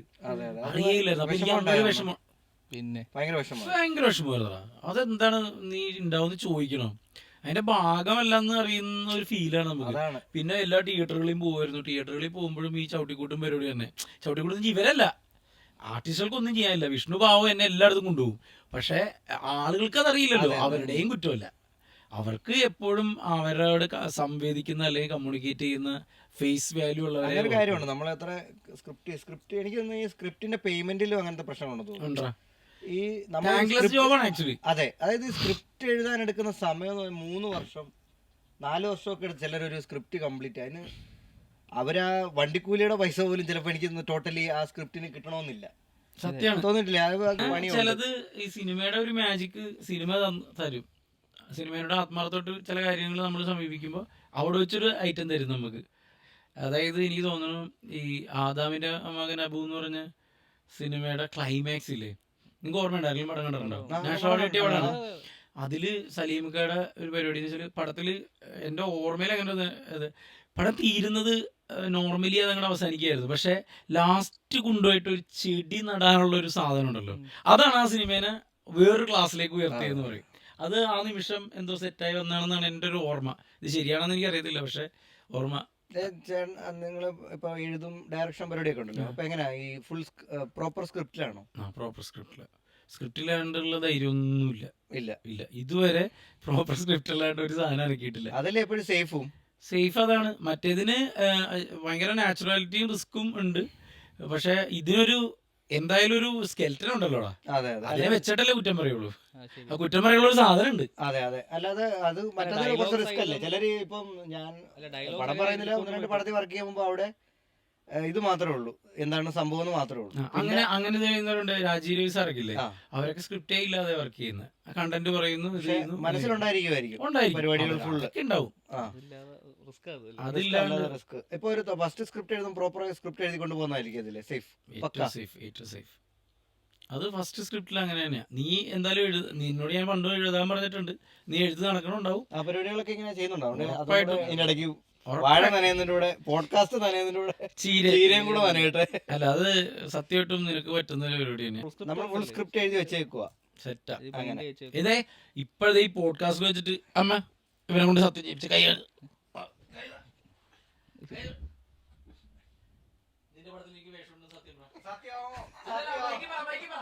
മൈക്ക് വരില്ല. ഹലോ, ഇല്ലെങ്കിൽ ഇടിപ്പിക്ക അമ്മേണ്ടാ, എനിക്ക് എന്റെ അമ്മയുണ്ടാ. അത് മറ്റേ ഇയാള് പറഞ്ഞോട്ടെ, മറ്റേ പിള്ളേരുടെ ചെങ്കളം മാധവൻ പറഞ്ഞോട്ടെ, ഇത് പിള്ളേരുടെ പടമാണ്, ഞാനും കൂടാൻ കളിക്ക്, ഞാൻ എടുപ്പിക്കും. പിള്ളേരുടെ പടം അവൻ എടുപ്പിക്കും. എന്താണെങ്കിലും ചെറുതാണെങ്കിലും വലുതാണെങ്കിലും നിന്റെ പടത്തിലൊന്നും ചെയ്തിരിക്കും. അമ്മയെ അഭിനയിപ്പിക്കണോ വേണ്ടെന്ന് ഞാൻ ആലോചിക്കുന്നത്. 5 കോടിയുടെ പടമാണ്, അമ്മ അഭിനയിച്ച് ഒരു 10 കോടി രൂപ ആവുമോന്നാണ് പ്രൊഡ്യൂസർക്ക് ഡൗട്ട്. ഇല്ലട്ടാ അമ്മേ, ഇപ്പൊ ഡിജിറ്റൽ ക്യാമറ ആയതുകൊണ്ട് അമ്മ ധൈര്യമായിട്ട് ചെയ്തു. ഒരു ഹാർഡ് ഡിസ്ക് ഞാൻ തരാണോ നിനക്ക്? ഒരു ഹാർഡ് ഡിസ്ക് ഞാൻ തരാം അമ്മയ്ക്ക്. ഒരെണ്ണം പോരാ. എന്റെ ഒരു സംശയം, നീ ഭയങ്കരമായിട്ട് അമ്മയെ ഷൂട്ട് ചെയ്യാൻ്റെ ഇടയിൽ ഭയങ്കരമായിട്ട് അമ്മേനെ ഇങ്ങനെ ചീത്തയൊക്കെ പറഞ്ഞ് അമ്മക്ക് വിഷമായി അല്ലെങ്കിൽ ടെൻഷനായി, അമ്മ അത് ഷൂട്ട് ചെയ്ത് തീർത്ത് വൈകുന്നേരം നിനക്ക് കൊണ്ടുവന്ന് ഭക്ഷണം വിളമ്പി തരുമ്പോ ഇല്ല, അമ്മയുടെ റിയാക്ഷൻ എന്തായിരിക്കും? അതിന്റെ പ്രശ്നം അറിയോ, ഞങ്ങളുടെ ആ വഴക്കില്ലേ, ഇത് ഷൂട്ട് കഴിഞ്ഞെന്ന് പറഞ്ഞില്ലേ, അപ്പൊ കഴിഞ്ഞു പരിപാടി. അതെല്ലേ. പിന്നെ ആ പിണക്കം ഇത് അങ്ങനെ എടുക്കാറില്ല രണ്ടുപേരും. ഒരു ദിവസം പോലും ഞങ്ങള് പിണങ്ങാറില്ല. ഒന്നാമത്തെ കാര്യം, ഞങ്ങൾ എപ്പോഴും വഴക്കിടും. പക്ഷെ ആ വഴക്കൊരു 10 മിനിറ്റോ ഒരു അരമണിക്കൂറോ. നിങ്ങളോ? എന്റെ അഭിപ്രായത്തിൽ ആമ്പിള്ളേർക്ക് ലോകത്തിലെ ഏറ്റവും ഇഷ്ടം അവരുടെ അമ്മമാരായിരിക്കും. പക്ഷെ ഈ അമ്മമാരായിട്ട് 1 മിനിറ്റിൽ കൂടുതൽ നമുക്ക് സംസാരിക്കാൻ പറ്റില്ല, ഇടിയായിരിക്കും. ഞങ്ങൾ എപ്പോഴും വഴക്കിടും, പക്ഷെ ഒരു അരമണിക്കൂർ ഞാൻ ഇടയ്ക്ക് ഈ ഇത് പടമാണ് പണ്ട് നമ്മൾ എന്ന് പറഞ്ഞ പടം തോന്നുന്നു, എന്നമ്മേ ഒന്ന് കാണ, ആ പാട്ട് ആകെ കണ്ടിട്ട് കണ്ണ് തുറന്നിട്ട് എന്റെ അമ്മിച്ചി ദേഷ്യപ്പെടരുത് എന്നൊക്കെ പറഞ്ഞ് ഞാൻ നേരെ ചെല്ലുന്നു. അമ്മിച്ചായിട്ട് അമ്മ ഭക്ഷണം കേട്ടാ, മിണ്ടി 2 സെക്കൻഡായി ഇത് തന്നെ. കാരണം എന്തെങ്കിലൊക്കെ പറഞ്ഞ് നമ്മളെ ഇറിറ്റേറ്റ്. ഇപ്പോഴും ഞാനും അങ്ങനെ. അമ്മ ഇങ്ങോട്ട് വന്നിട്ട് എങ്ങനെ നിന്നിട്ട് മനസ്സിലാവും. അപ്പൊ ഞാൻ അവിടെ കിടക്കുമായിരിക്കും, എന്നൊക്കെ നോക്കിയിട്ട് കസരയും കൊണ്ട് വലിച്ച് ഒരു 15 നെഗറ്റീവ് കണ്ടിന്യൂസ് അല്ലേ. അത് പ്രശ്നമാണ് അവിടെ, അത് പ്രശ്നം ഇവിടെ, ഇത് പ്രശ്നം അവിടെ, അത് പ്രശ്നം. അമ്മയുടെ അച്ഛൻ നാടകത്തിൽ അഭിനയിച്ചിട്ടുണ്ട്. ആ, അത് ഏത് നാടകം കേട്ടാല, KPSCയുടെ ഫസ്റ്റ് നാടകം, അതായത് KPSC തുടങ്ങിയ ആദ്യത്തെ നാടകം. അപ്പൊ അത് നിങ്ങളെന്നൊക്കെ ഒളിവിലെ ഓർമ്മകൾ. അതിനകത്ത് അഭിനയിച്ചിട്ടുണ്ട്. അതായത് അദ്ദേഹത്തിന്റെ ബുക്കില്ലേ ഒളിവിലെ ഓർമ്മകൾ, അദ്ദേഹത്തിന്റെ ആത്മകഥയല്ലേ തോപ്പിൽ ബാസിൽ, അതിൽ അപ്പൂപ്പനെ പറ്റി പറയുന്നുണ്ട്. അവനെ കൊണ്ട് വായിക്കാനൊക്കെ അമ്മ ഫുള്ള് വായിക്കായിരുന്നു. അച്ഛൻ ഇതൊക്കെ പറയുമ്പോ ഞങ്ങളെ ആയിരിക്കും ചുമ്മാതെ, അച്ഛന് വെള്ളം അടിക്കും, അപ്പൊ അതൊക്കെ പറയും, ഞങ്ങളെ ആയിരിക്കും ചുമ്മാതാണ്. ഇപ്പൊ അത് മേടിച്ച് വായിച്ചപ്പോ അതിനകത്തുണ്ട് പുള്ളി അറസ്റ്റ് ചെയ്തത്. അതായത് ആദ്യകാല കമ്മ്യൂണിസ്റ്റ് ആയിരുന്നു ഈ തോപ്പിൽ ബാസി, ഒളിവിലിരിക്കുമല്ലോ, കമ്മ്യൂണിസ്റ്റ് ആയിരുന്നല്ലോ പുള്ളി. അപ്പൊ അപ്പൂപ്പനായിരുന്നു പുള്ളിക്ക് സാധനങ്ങളെ കൊണ്ട് കൊടുക്കുന്നത്. അങ്ങനെ പുള്ളിയെ അറസ്റ്റ് ചെയ്തോണ്ട് പോയി. ഈ തോപ്പിൽ ബാസി, ഓമാധവൻ സാറ്, അതേപോലെ NM പിള്ള സാറ്, ഇവരൊക്കെ ഏറ്റവും വലിയൊരു, ഞാൻ പെട്ടെന്ന് ഓർത്താണ്, നമ്മൾ ഈ ഫേസ്ബുക്കും സോഷ്യൽ മീഡിയയും ഇതൊക്കെ ഉണ്ടാവുന്നതിന് മുമ്പ് തന്നെ ഇല്ലടാ സിനിമയോ ഇല്ല. സിനിമ ഉണ്ട്, സിനിമയിലും അല്ല, അല്ലാതെ തന്നെ ഇവരെയൊക്കെ പുറത്തിറങ്ങി കഴിഞ്ഞാൽ ആളുകൾ തിരിച്ചറിയുമായിരുന്നു. അത്രയും പവർഫുൾ ആണ്. പക്ഷെ നിനക്കപ്പ ഈ അഭിനയവും ഇതൊക്കെ കിട്ടിയേക്കുന്ന അപ്പൂപ്പനായിരിക്കും. അപ്പൂപ്പനായിരിക്കും. അപ്പൂപ്പൻ ഇടയ്ക്ക് വർഷത്തിലൊരിക്കലേ വീട്ടിൽ വരത്തുള്ളൂ. അന്ന് അപ്പൂപ്പന്റെ പരിപാടി എന്ന് വെച്ചാൽ പാട്ട് പാടും, ആ വിപ്ലവ ഗാനങ്ങളില്ലയോ. ആ അതായത് പുള്ളി വരുന്ന വെച്ച് കഴിഞ്ഞാൽ വൈകിട്ടാ ആ 6:30 പരിപ്പൂടെയൊക്കെ ആയിട്ട് വെള്ളം അടിച്ച് വെള്ളം അടിച്ച് സെറ്റായിട്ട് ഇവിടെ ഹൈഫൈ അടിച്ച് സെറ്റ്. എന്റെ പൂപ്പ ചവിട്ട് കളയും. ആ പുള്ളി വരും. പുള്ളി വരുന്നത് കയ്യില് മുണ്ടെടുത്ത് അല്ലേ അമ്മേ, അതായത് കഴുത്തിൽ മുഴുവൻ രുദ്രാക്ഷമാല ഫുള്ള് വലിയ മാല ഇത്രയുള്ള, മനസ്സിലായി. എന്നിട്ട് ഷർട്ടൊക്കെ ഇങ്ങനെ ഇടും, എന്നിട്ട് കൊമ്പം മീശ ഇത്ര മീശയുണ്ട്, ഇത്ര മീശയുണ്ട്, എന്നിട്ട് ഇതൊക്കെ പൊക്കിയിട്ട് വീട്ടിലോട്ട് പരിപ്പൂടായിട്ട് അടിച്ച് നൂലായിട്ട് വരുന്നു. എന്നിട്ട് തരും. എന്നിട്ട് അവിടെ കട്ടിലേക്ക് കയറിയിരിക്കും. എന്നിട്ട് 7 മണിയാവുമ്പോ തുടിപ്പു നിങ്ങളിൽ നൂറ്റാണ്ടുകളുടെ അപ്പൊ അന്ന് എനിക്ക് നമുക്ക് ഇങ്ങനെ പാടിക്കൊണ്ടിരിക്കും പുള്ളി രാവിലെ വരെ. എന്നിട്ട് രാവിലെ 6:30 ഫസ്റ്റ് ബസ്സിന് പോവുകയും ചെയ്യും. എങ്ങോട്ടേ പോണേ? മോളെ കാണാൻ വരുവാ വീട്ടില്. അവിടെ ഒച്ചരെ പോകും. പുള്ളി ആ പ്രദേശത്തൊക്കെ ഇങ്ങനെ താമസിക്കുന്ന ഓച്ചറല്ല, അതായത് അമ്മയുടെ കുടുംബം ഓച്ചറല്ല, ഇപ്പൊ അവിടെ വല്യമ്മയാ താമസിക്കുന്നത്. അതായത് അമ്മേനെ കാണാൻ അമ്മയുടെ ഭർത്ത വീട്ടിൽ വരുന്നത് അതായത് വെട്ടിയാറെന്ന് പറയുന്ന സ്ഥലത്ത് വരും. മോളെ കാണാൻ അങ്ങനെ വരും. അതായത് അത് വർഷങ്ങൾ കൂടിയിരിക്കുമ്പോ വരുന്നവര് വരുള്ളൂ. എന്നിട്ട് പാട്ട് ഫുള്ള് പാടും, വെളുപ്പിന് വരെ പാടും അല്ലേ അമ്മേ. ഇവരുടെ അച്ഛനെ ഇറക്കിയും വിട്ടിട്ടുണ്ട്. മൈക്ക് സാങ്ഷൻ ഇല്ലാത്തോണ്ട് 10 മണിക്ക് 10 മണിക്ക് ശേഷം പാടിയോന്ന് ചോദിച്ചു അങ്ങനെ ഇറക്കി വിട്ടിട്ടുണ്ട്. ചെറിഞ്ഞു തന്നിട്ട് മറ്റേ ഡിസ്കസ് പോലെ പരിപ്പോടിയുടെ ഷേപ്പ് അതല്ലേ, ഇങ്ങനെ കറക്കി എറിഞ്ഞു. അതൊന്നുമില്ല അങ്ങനെ. പക്ഷെ ഇവരുടെ അച്ഛന്മാർക്ക് ഇതുപോലെ അപ്പൂപ്പന്മാർക്ക് കഥയുള്ളവരൊക്കെ ഇവരൊക്കെ നല്ലവരുമാണെന്നാണ് നാട്ടുകാർ പറയാ. നമ്മൾ പറയില്ലേ അവരടിച്ച് ഇഞ്ചപ്പറ്റായിട്ട് പാട്ടും പാടി നടക്കണം, പക്ഷെ ഇവരെ പറ്റി നല്ലതായിരിക്കും മൊത്തം നാട്ടുകാർക്കുള്ളത്. അതൊന്നും അന്ന് കള്ളുകുടിയോ അല്ലെങ്കിൽ ഇവര് പറയുന്ന കാര്യങ്ങളോ ഇതൊന്നും ആർക്കും വിഷയമല്ലായിരുന്നു. അതെ അതെ, അല്ലേ? അങ്ങനെ ഒരു കാലം അപ്പൂപ്പൻ അങ്ങനെയായിരുന്നു. അങ്ങനെ അല്ലേ അമ്മേ? അച്ഛൻ എന്നിട്ട് പറഞ്ഞു ഞങ്ങൾ അവിടെ അത് ചെയ്തു. പക്ഷെ നമ്മള് സത്യം പറഞ്ഞ ഞാനും ഇതൊക്കെ പിന്നീടാ അറിയുന്നത്, നമ്മളന്ന് അറിഞ്ഞില്ല ഒരു ലെജൻഡിനെയാണോ നിന്റെ അച്ഛൻ പരിപ്പോടെ ചെറിഞ്ഞു പോയിച്ചത്. അതെ അതെ, മൈക്ക് സാക്ഷ്യം ഇല്ലാത്തോണ്ട്. ഞങ്ങൾ എന്റെ വൈഫൈയുടെ പാസ്വേഡ് അപ്പൂപ്പന്റെ പേരാ അല്ലയോ. അത് പിന്നീട് അമ്മ അറിയാൻ ഭയങ്കര സന്തോഷമായി അമ്മയ്ക്ക്. പങ്കു പങ്കു പങ്കു പുള്ളു പറയല്ലേ അപ്പുറത്തെ അടിച്ചെടുക്കും വൈഫൈയുടെ പാസ്വേഡ്. അങ്ങനെ അപ്പൂപ്പന്റെ ഒരു ഇതാണ് പിന്നീട് അതിനെ പറ്റി അറിഞ്ഞത്. അതിന്റെ ലെഗസിയാണ് നീ തുടരുന്നത്. അതെ, അന്ന് അപ്പൂപ്പൻ KPC തന്നെ തുടർന്നായിരുന്നെങ്കിൽ. ആണല്ലേ? ഞാൻ എന്താ പറഞ്ഞു, നീ ഒരു നാടകം കാണാൻ പോയി. നാടകം കാണാൻ പോയി. എന്റെ കൂട്ടുകാരൻ വിളിച്ചിട്ട് പോയി. അവിടെ ചെന്നപ്പോ മഴ എന്ന് വെച്ചാൽ അതൊരു വേറെ രീതിയിൽ എന്റെ സ്റ്റേജ് സെറ്റ് ചെയ്തേക്കുന്നത്. അതായത് ഓപ്പൺ സ്റ്റേജ്, എന്നിട്ട് അതിന് നീളത്തിലൊരു ഇങ്ങനെ ഫ്രണ്ടിലിട്ടേക്കാം, നമ്മുടെ സ്റ്റേജിന്റെ റാമ്പ് പോലെ എടുക്കും അങ്ങനെ ഇട്ടേക്കാം. അപ്പൊ അതെന്ന് വെച്ച് കഴിഞ്ഞാൽ ഇവരിങ്ങനെ, അതായത് നായകൻ ഇങ്ങനെ ചെറുപ്പത്തിൽ കഥകളി കാണാൻ പോയെന്ന് പറയുമ്പോൾ ശരിക്കും കഥകളി ഇങ്ങനെ ഇറങ്ങി വരും. അതായിരുന്നു കൺസെപ്റ്റ്. ഡ്രീമായിട്ട് വന്നിട്ട് അവരെ കഥകളി ആ ഫ്രണ്ടിൽ നിന്ന്. അപ്പൊ ഇത് പറ്റത്തില്ല. അപ്പൊ അതായത് ഓൾറെഡി കഥകളി ആർട്ടിസ്റ്റ് മേക്കപ്പ് ഇട്ടിരിക്കുക, 3 മണി തൊട്ടങ്ങാണ്ട് പുള്ളി അവിടെ ഇരിക്കുക. അപ്പൊ പുള്ളി ഇങ്ങനെ വെയിറ്റ് ചെയ്തിരിക്കുക, മഴ ഇങ്ങനെ പെയ്തുകൊണ്ടിരിക്കുന്നു, പെയ്ത് ഇങ്ങനെ മഴ തോരുന്നില്ല. അപ്പം സമയം പോയിക്കൊണ്ടിരിക്കുന്നു. അപ്പൊ ആൾക്കാരെല്ലാം മുഷിഞ്ഞിരിക്കും. അങ്ങനെ വലിയ സെറ്റപ്പും ചെയ്തിട്ടില്ല. ഇതങ്ങനെ മഴയുള്ളൊരു സീസണും അല്ല. അപ്പം ഇതിന്റെ മെയിൻ ഒരാളുണ്ട്, പുള്ളി കൂളായിട്ട് ഇരിക്കും. ഭയങ്കര അടിയും ബഹളമൊക്കെ നടക്കുക. അതായത് കുറെ നാളുകൾക്ക് ശേഷം ഇവരിത് എല്ലാം സെറ്റ് ചെയ്ത് തുച്ഛമായ പൈസ നാട്ടുകളിൽ നിന്ന് നാടകം ഇഷ്ടപ്പെടുന്നവരിൽ നിന്ന്. അപ്പം അങ്ങനെ ഇരുന്നിരുന്ന് 1 മണിയായപ്പോൾ മഴ ഇങ്ങനെ പെയ്തപ്പോൾ 1 മണിയായപ്പോൾ ഈ മെയിൻ ഡയറക്ടർ വെളിയോട്ട് നോക്കിയിട്ട് മഴ ചതിച്ചെന്നു.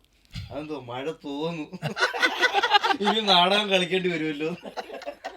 അവർ അങ്ങനെ അത്രയും സിറ്റുവേഷൻ വരെ അവർ ഹാൻഡിൽ ചെയ്യുമെന്നുള്ള. സലീമേട്ടൻ പറഞ്ഞ ഒരു തമാശയുണ്ട്. ഇത് തന്നെ നീ പറഞ്ഞ അതേ സാധനം സലീമേട്ടൻ വേറൊരു രീതിയിൽ അടിക്കുമായിരുന്നു. യമണ്ടൻ പ്രേമകഥയൊക്കെ ഷൂട്ട് ചെയ്യുമ്പോഴേ മഴയുടെ പെരുന്നാളാ, ഒരു രക്ഷയില്ല. ഒന്നാമതാണെങ്കിൽ അതിൽ ലോകത്തില്ലാത്ത മുഴുവൻ ആർട്ടിസ്റ്റുകളും ഉണ്ട്.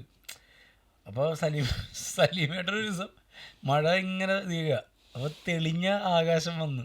അപ്പോൾ സലീമേട്ടൻ ഇങ്ങനെ നോക്കിയിട്ട് ദൈവമേ മഴ ചതിക്കോ പെയ്യാണ്ടിരിക്കോ. ഈ മറ്റേ ഇടയ്ക്ക് ഒരു ചന്തുവിനെ കണ്ടപ്പോഴേ സലീമേട്ടൻ ഇതോട്ട് പറയാം കോമഡി. അപ്പൊ ഈ ഏതാ മഞ്ഞുമലിന്റെ ഏതോ ലൊക്കേഷനിലാന്ന് തോന്നുന്നു. അപ്പൊ അവര് ഈ ചന്തുവിനെ കാണാവുന്ന ഡയറക്ടറോ ആരോ പറഞ്ഞു, ചേട്ടാ ലൊക്കേഷനിലോട്ട് ഇടയ്ക്ക് വരണേന്ന് പറഞ്ഞു.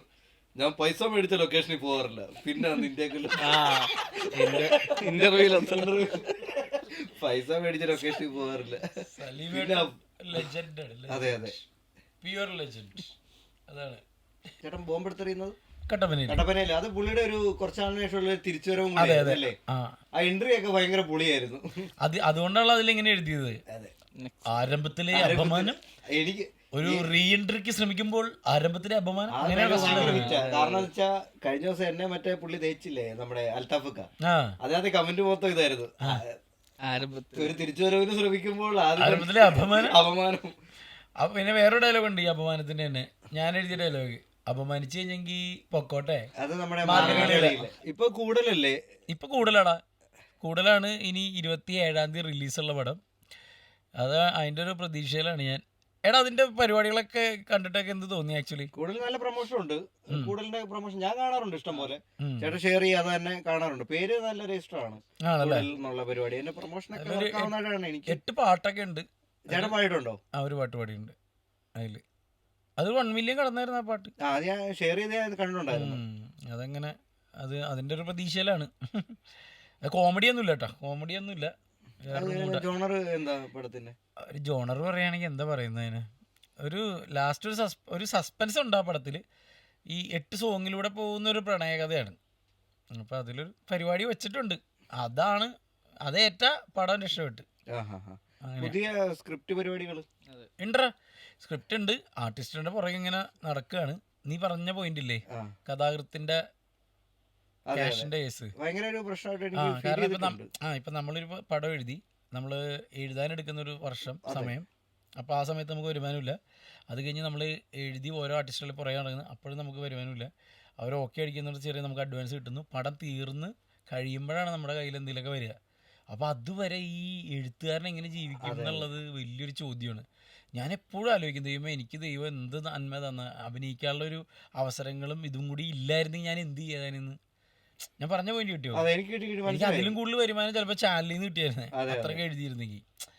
അപ്പോൾ ഇതെല്ലാം ബോണസാണ്, എല്ലാം ബോണസാണ്. ഇത് ഞാൻ ഇതായിട്ട് പറഞ്ഞല്ല, എനിക്ക് മനസ്സിലായി.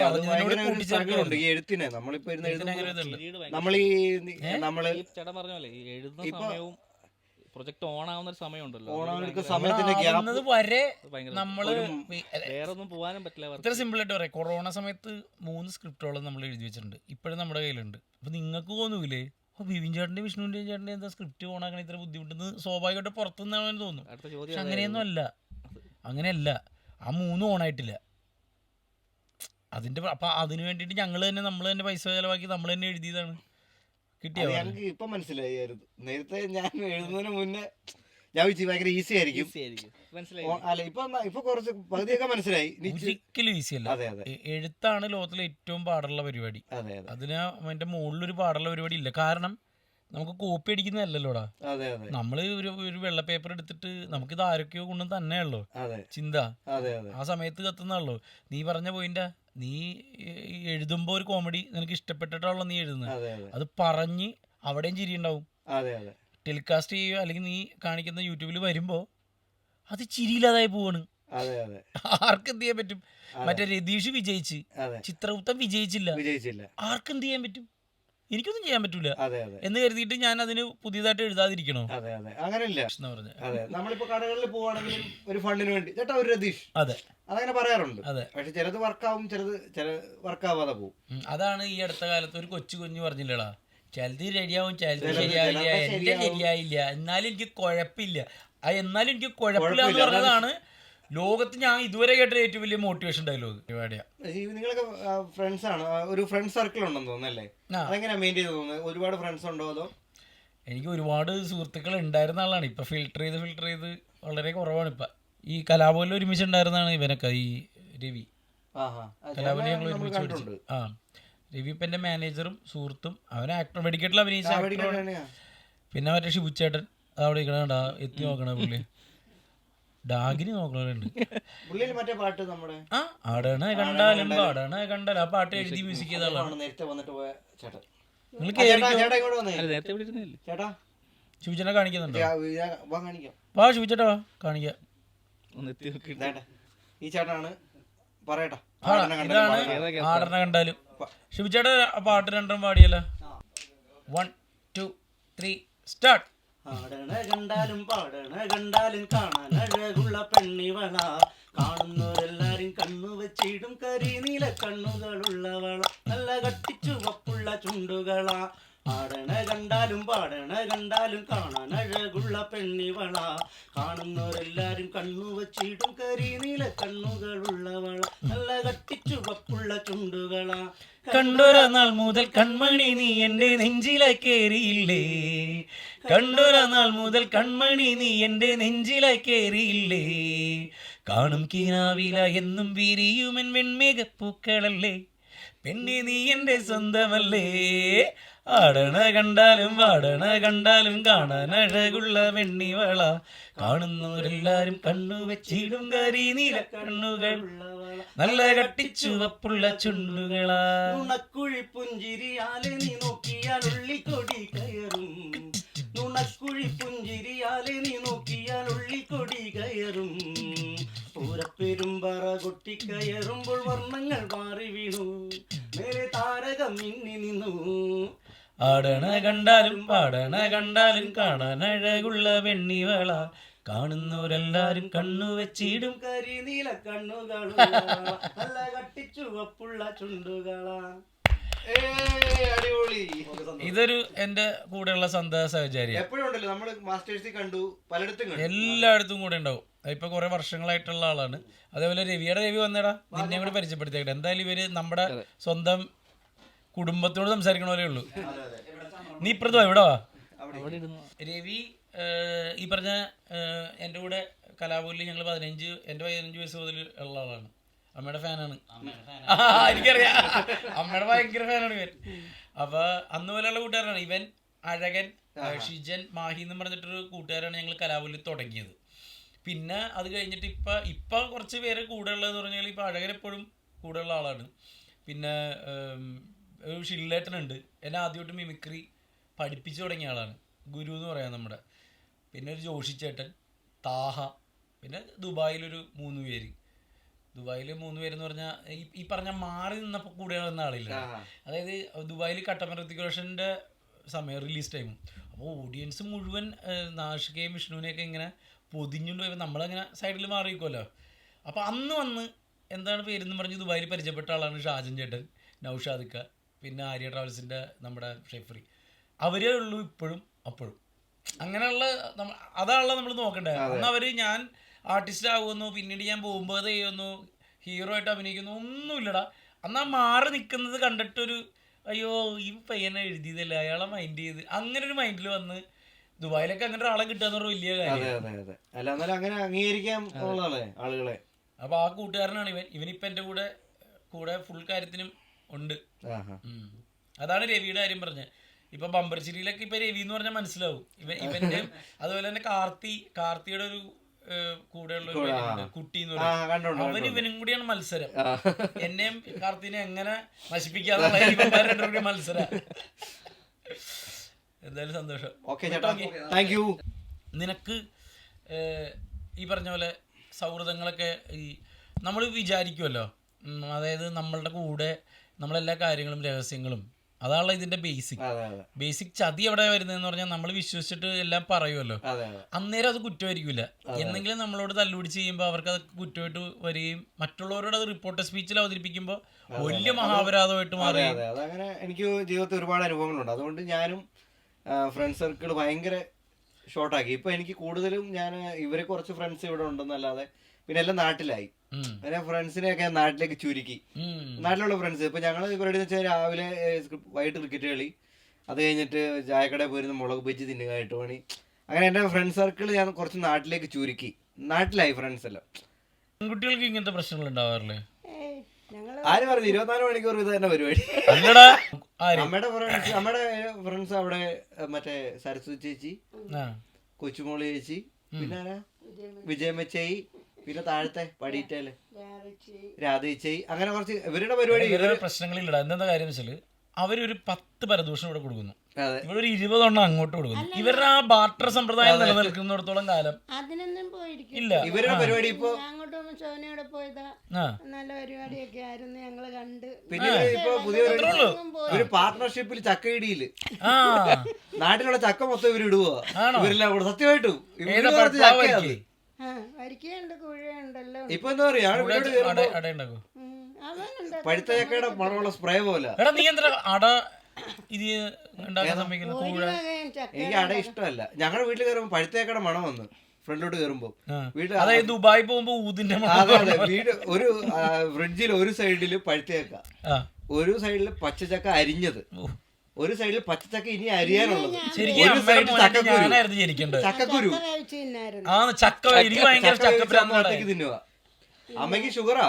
അമ്മ അതിന് തിന്നുന്ന സാധനങ്ങളോ, ഒരു സൈഡിൽ സേമിയ പായസവും ഒരു സൈഡിൽ ഇൻസുലിനും ഫ്രിഡ്ജില്, ഒരു സൈഡിൽ സേമിയ പായസം, ഇപ്പുറ സൈഡിൽ ഇൻസുലിൻ. എനിക്ക് ഡൗട്ട് ഉണ്ട്. അതായത് അമ്മ അത് കഴിക്കണ രീതി ഞാൻ കാണിച്ചു തരാം. കയ്യില് മറ്റേ പഴയ ബെഞ്ചമിൻ ബ്രൂണോ ഒക്കെ കെട്ടണ പോലെ കെട്ടും, എന്നിട്ട് സേമിയ പായസം കുടിക്കൂലേ അതിന്റെ ഒപ്പം എനിക്ക് ഡൗട്ട് ഉണ്ട്. ക്ലോസ് വെച്ച് കഴിഞ്ഞാൽ MDMA അടിക്കണേന്ന് തോന്നുന്നു. ഇത് കളർ സെയിം അല്ലേ? എനിക്ക് ഡൗട്ട് ഉണ്ട്. സേമിയ പായസം ആണോ കുത്തി വെക്കുന്നത് കുടിക്കുന്ന ഇത്? ഇൻസുലിനോ? ഇൻസുലിൻ എടുത്ത് കളഞ്ഞ സേമിയ പായസം എടുത്ത് കളഞ്ഞല്ലേ നമ്മള് വിചാരിച്ചു. അത് ബുദ്ധിമുട്ടായിട്ട് ഞാൻ എടുത്താൽ കളഞ്ഞു. എന്ത് ഇൻസുലിൻ? ഞങ്ങള് പുറത്തു പോയി വ്യസന സമേതം സിനിമ കാണാൻ പോയിട്ട് തിരിച്ചു വന്നപ്പം സമയം 3 മണിയായി. അമ്മ ഉച്ചയ്ക്ക് ഫുഡ് കഴിക്കുന്നേ ഉള്ളൂ. അതിന് പറയാം എനിക്ക് വിറയല് വന്നു. വിശന്ന വിറന്ന അവിടെ ഫുഡ് ഇരിക്കും, അത് കഴിക്കാതെ 3 മണിക്ക് വന്നിട്ട് വിറയ്ക്കുന്നതെന്ന്. അത് സ്ഥിരം വിറയ്ക്കും. ഒരു ദിവസം വിറയ്ക്കാൻ കാത്തിരുതേ ഭക്ഷണം കഴിഞ്ഞ് കഴിഞ്ഞിട്ട് നീ നോക്കുമ്പോ ഇതൊക്കെ ഹാൻഡ്സ് കളയണ ഒരു ചക്കയുടെ ചോള. അതെ അതെ അതെ അതെ, ഫ്രിഡ്ജ് ഒന്ന് കാണണമെന്ന്. മറ്റേ ഓരോ ചക്കക്കുരു, ചക്ക അരിഞ്ഞത്, ചക്ക അരിയാനുള്ളത്, ഇനി ചക്ക ഉപ്പേരിക്ക് വേണ്ടിയുള്ളത്. ഇവന് ചക്ക കുരു ഒന്ന് വറുത്ത് കൊടുക്കായിരുന്നില്ല. ചറ പറ ചക്കക്കുരു എനിക്ക് ഇഷ്ടമല്ല.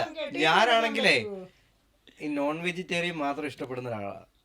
മീനിന്റെ ചാറ് ഞാൻ വേറെ പറയാ. നല്ല പച്ചച്ചക്ക അമ്മ പച്ചച്ചക്ക എടുത്ത് നല്ല മറ്റേ കടുകൊക്കെ താളിച്ച് മഞ്ഞൾ മറ്റേ പരിപാടിയൊക്കെ ഇട്ട് താളിച്ച് കൊടുത്തിട്ട് അതിന്റെ ഒപ്പം നല്ല ചിക്കൻ കറി ഉണ്ടാക്കി കൊടുത്തു നോക്കി, ഇവൻ കഴിച്ചോളും. ചേടാ എടാ പച്ചച്ചക്കയും ചിക്കൻ കറിയും സൂപ്പർ കോമ്പിനേഷനാ. ഞാൻ ചിക്കൻ കറി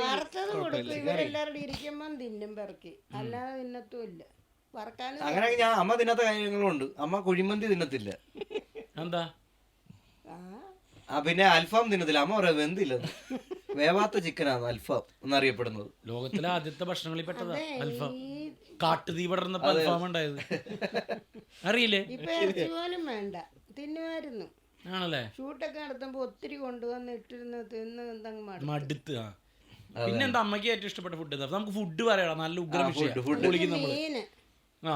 മീന്, മീൻകറി, ചോറ്. മറ്റേ ആ ചോറിൽ തന്നെ ഏത് തവിടുള്ള അരിയാണോ അല്ലെങ്കിൽ വെറുതെ വെള്ള അരിയാണോ? തവിടുള്ള അരിയാണ് വീട്ടിൽ വെക്കല്. തവിടുള്ള അരി കുഴപ്പമില്ല, സ്റ്റാച്ച് കുറവാണ്. നിനക്ക് ഏതാ ഇഷ്ടം? ഏറ്റവും ഇഷ്ടമുള്ള ഒരിക്കലും ചോറും. ഞാൻ നേരത്തെ ഇപ്പൊ ഇച്ചിരി വണ്ണം വെച്ചായിരുന്നു ഇടയ്ക്ക്. അപ്പൊ അതുകൊണ്ട് ഇപ്പൊ രാവിലെ ചപ്പാത്തി, 3 ചപ്പാത്തി, ഉച്ചക്ക് ചോറ്, കുറച്ച് ചോറ്. രണ്ടും ഒന്ന് തന്നെയല്ലടാ, വലിയ വ്യത്യാസമൊന്നുമില്ലല്ലോ. സ്റ്റാച്ച് പിന്നെ ഏതാ രാവിലെ കഴിക്കാനാണ്? അല്ലടാ ചപ്പാത്തി അരി ആഹാരം തമ്മിൽ എന്താ വ്യത്യാസം? അല്ല വ്യത്യാസത്തിന്റെ അല്ല ഞാൻ പറയാം, കഴിക്കാൻ പക്ഷേ എളുപ്പം. രാവിലെ ചോറ് ചോറല്ല അപ്പൊടി അപ്പം പുട്ടൊന്നും ഉണ്ടാക്കൂല. എനിക്ക് എന്തെങ്കിലുമൊക്കെ രാവിലെയൊക്കെ ബീഫ് കിട്ടിയാലും അങ്ങ് തിന്നും. ഞാനും ഇദ്ദേഹം തിന്നും. സ്ക്രിപ്റ്റ് എഴുതാൻ വന്ന പുള്ളിക്ക് എന്ത് ഇഷ്ടമായിരുന്നു അറിയോ? ഇവൻ തിന്നൊന്നും പുള്ളിയായില്ലേ, പുള്ളി ഇറക്കി വിടുമായിരുന്നു സ്ക്രിപ്റ്റ് കംപ്ലീറ്റ് ആക്കിയിട്ട്. പുള്ളി പറയാം വേറെ സ്ക്രിപ്റ്റ് കൂടെ എഴുതാൻ, വീട്ടിൽ നിന്ന് പോകാതിരിക്കാൻ വേണ്ടിട്ട്. അതായത് പുള്ളി നോൺ വെജ് ഇഷ്ടപ്പെടുന്ന ആളാ. എനിക്കും ഭയങ്കര ഇഷ്ടമാണ്. അതായത് മീന്, ചിക്കൻ ഫ്രൈ, അങ്ങനെയൊക്കെ. ഞങ്ങളിവിടെ അന്ന് ഞങ്ങള് സ്ക്രിപ്റ്റ് എഴുതിക്കൊണ്ടിരുന്നപ്പം വിനയൻ ശബരിമല ഇപ്പൊ മാല ഇട്ടേക്കുമായിരുന്നു. ഞങ്ങക്ക് സങ്കടമായിരുന്നു. അങ്ങനെ എത്ര 15 ദിവസം ഈ പുള്ളി ഞങ്ങളെ കൊണ്ട് സാമ്പാർ തീറ്റിച്ച്. അപ്പൊ എല്ലാം വിളമ്പിട്ട് രണ്ട് പൊതി എടുത്ത് പുള്ളി 2 സൈഡിലോട്ട്. അതായത് ഞാൻ നന്നായിട്ട് ഷവർമ കഴിക്കുമായിരുന്നു. ഷവർമ നന്നായിട്ട് കഴിച്ചിട്ട് വീട്ടിൽ പോയിട്ട് അമ്മിച്ചുണ്ടാക്കുന്ന ചോറും മീൻകറിയും തിന്ന് 10, 20, 21 വയസ്സായപ്പോൾ എൻ്റെ കോലം നിങ്ങൾ കാണണമായിരുന്നു. ഇടയ്ക്ക് ചേട്ടനെ ഒരു സമയത്ത് ഭയങ്കര കവിളൊക്കെ ചാടി, അതാണോ ഉദ്ദേശിച്ചേ? അതെ അതെ അതെ. അത് ഭയങ്കര ചേഞ്ച് ആയി പോയില്ലേ, മനസ്സിലാവുന്നില്ല. ചേട്ടൻ ഇപ്പൊ വെറുതെ എടുത്ത് അത്രയും വണ്ണം ഉണ്ടായി കണ്ട, അത് ഇത്രയുണ്ട്. കൊതി വരത്തില്ലേ? കൊതി എനിക്ക് ഭയങ്കര കൊതി വരും ഇപ്പഴല്ലേ. ഞാനിപ്പോ മൊത്തത്തില് ഇച്ചിരി കുറച്ച് ഫുഡ്, പക്ഷെ എവിടെങ്കിലും ഒക്കെ കാണുമ്പോ അങ്ങ് എനിക്ക് കൊതി എന്താ പറയാ, മിസ്സിങ് എപ്പോഴും എപ്പോഴാന്ന് പറയാ, അമ്മിച്ച് ഉപ്പിലും എന്താ ഇറച്ചി ഉണ്ടാക്കും. ഉപ്പിലും എന്താ ഇറച്ചി മനസ്സിലായോ നമുക്ക്? ഉപ്പും എല്ലാം കൂടെ പുരട്ടി ഉള്ളി, അത് ബീഫിന്റെ പ്യുവർ ടേസ്റ്റ്. ഈ പറയുന്ന ബീഫ് എടുത്തിട്ട് ആമ പറഞ്ഞ പോലെ ഉപ്പ്, മറ്റേ നമ്മുടെ മഞ്ഞൾപ്പൊടി, കറിവേപ്പില, ഇഞ്ചി, ഉള്ളി, പിന്നെ മസാല ഇല്ലെന്ന് തോന്നുന്നു, മസാല ഒന്നും ഉണ്ടാവില്ല, മസാല ഒന്നും ഇടൂല. എന്നിട്ട് അത് കുക്കറിൽ വെച്ചിട്ട് ഇങ്ങനെ വിസിലടിക്കൂലേ, അപ്പം വിസിലടിക്കുമ്പോഴേ വേണം. എന്നിട്ട് നല്ല ചൂട് ചോറുണ്ടാവും, വെള്ളച്ചോറിലേക്ക് നാളെ രാവിലെ അത് ആ ഇഞ്ചിയുടെ ഫ്ലേവർ, കറിവേപ്പിലയുടെ ഫ്ലേവർ ഇതിങ്ങനെ കയറി കിടക്കും വെള്ളച്ചോറിൽ. വെള്ളച്ചോറ് മാത്രം മതി, കൂടെ ഒരു സൈഡിൽ കുഞ്ഞ് അച്ചാറുണ്ടെങ്കിൽ വേറെ ലെവല്, അതും വെളുത്തുള്ളി ആണെങ്കിൽ വേറെ വേറെ ലീഗ്. ഇതെങ്ങനെ എടുത്തിട്ട് ഇങ്ങനെ അവളിക്ക് നിങ്ങളെല്ലാവരും ട്രൈ ചെയ്ത് നോക്കിയോ. ഉപ്പിലും ഇറച്ചി എറണാകുളത്തിന്റെ ഒരു സ്പെഷ്യലാണ്. എൻ്റെ അമ്മിച്ച് ഉണ്ടാക്കണത് അതിലും സ്പെഷ്യൽ. അത് മിസ്സിങ് എനിക്ക് അത് കഴിക്കാൻ പറ്റാറില്ല. മറ്റേ നമ്മുടെ ഇത് രണ്ടുപേരുടെ എഴുതുന്ന സമയത്ത് എങ്ങനെ ഒരു സ്ഥലത്തിരുന്നാണോ എഴുതുന്നത്? വിഷ്ണു ഞാനിവിടെ എഴുതുന്ന വെച്ചാൽ ഞങ്ങൾ ആദ്യമായിട്ട് സിനിമയ്ക്കാണല്ലോ ഒന്നിച്ച് എഴുതണം. അതിന് മുമ്പ് ഏതോ ഗൾഫ് ട്രിപ്പിനൊക്കെ വേണ്ടിയിട്ടുള്ള സ്കിറ്റുകൾ എന്തോ എഴുതിയിട്ടുണ്ടെന്ന് നോക്കുള്ളൂ. ഒരുമിച്ച് എഴുതുന്നത് ഞങ്ങൾ ആദ്യമായിട്ട് അമരക് ബ്രന്തോണി എഴുതുന്നത് കുമ്പളത്ത് ഒരു വീടിൽ ഒരു മാസത്തോളം ഇരുന്നിട്ടാണ് അതിൻ്റെ ആദ്യത്തെ കാര്യങ്ങളൊക്കെ ചെയ്തത് ഞാൻ വിഷ്ണു കൂടി. പിന്നെ അമരക് ബ്രന്തോണി 53 സീൻ എഴുതണത് ഈ രവിയുടെ വീട്ടിൽ അവൻ്റെ വീട്ടിൽ അമ്മ ഉണ്ടാക്കി തന്ന ഉരുളക്കിഴങ്ങറിയും ചോറ് നിന്നിട്ട് അതെ, രവിയാണ് അമരക് ബ്രന്തോണി ആദ്യമായിട്ട് സീൻ ടു ഡയലോഗ് ആദ്യം കേട്ടിട്ട് അവന് ഓക്കെ പറഞ്ഞു. അമറാവന്റെ ഓപ്പൺ ഡേറ്റ് ഒന്നും അല്ലടാ, പൃഥ്വിരാജിന്റെ ക്യാരക്ടർ ചെയ്യാൻ അവന് ഓക്കെ പറഞ്ഞു. അതെ, നിങ്ങൾക്ക് എന്റെ ഓപ്പൺ ഡേറ്റ്. എനിക്കിപ്പോ സത്യത്തില് വിജയങ്ങളില് നമ്മൾ ഇവരായിട്ടേ ആ പടം നല്ലായിരുന്നു കേട്ടോ എന്ന് കേൾക്കുന്ന അവസ്ഥയിലേക്ക് എത്തിയിട്ടുണ്ട്. അതേപോലെ മനസ്സൊന്ന് സ്ഥിരപ്പെട്ടിട്ടുണ്ട് ഈ സിനിമ. അങ്ങനെ തന്നെ അപ്പൊ ഇതിനും അങ്ങനെ കിട്ടട്ടെ. അമ്മ കാണൂലേ, ഞാൻ കല്യാണം വിളിക്കണ പോലെ വിളിക്കുകയാണ്, കുടുംബസമേതം വരണം. ഞങ്ങളൊരു 10-12 പേരങ്ങ് വരും. ഉറപ്പാണേ വനിത. ഞാൻ നിങ്ങൾക്ക് എക്കത ടിക്കറ്റ് പറയും, ലാസ്റ്റ് നിങ്ങൾ വരാതിരിക്കരുത്. വരും. അമ്മക്ക് ഇടിയില്ലല്ലോ, ഇടി കുറവല്ലേ ഇതിനകത്ത്? അമ്മക്ക് ഇടി ഇഷ്ടമാണോ? ഇടി ഇച്ചിരി അമ്മക്ക് വിഷമം, ആൾക്കാരെ എടുത്തിട്ട് ഇടിക്കുന്നത്. ചേട്ടനൊക്കെ ഇടിക്കുന്ന കണ്ടാ ഭയങ്കര വിഷമാവും. ആണല്ലേ? അങ്ങനെ ഉണ്ട്. അങ്ങനെയൊന്നും ആണല്ലേ. അമ്മക്ക് ഈ പടമില്ലടാ, നമ്മുടെ അനിമലില്ലേ, അത് കാണിച്ചു കൊടുക്കും. അത് പിന്നെ അത് ഒരു ഫീൽ ഗുഡ് പടം. ഇന്റർവെല്ല് കഴിഞ്ഞിട്ട് പുള്ളി ഒരു പഞ്ചാബികളായിട്ടൊരു ഒരു ഇടിയല്ല സംസാരം പറഞ്ഞ് മനസ്സിലാക്കുന്ന, അതായത് ഇങ്ങനെ. അതെ അത് നല്ല, അതൊക്കെ എനിക്കറിയാം, അവനോട് കാണിച്ചു.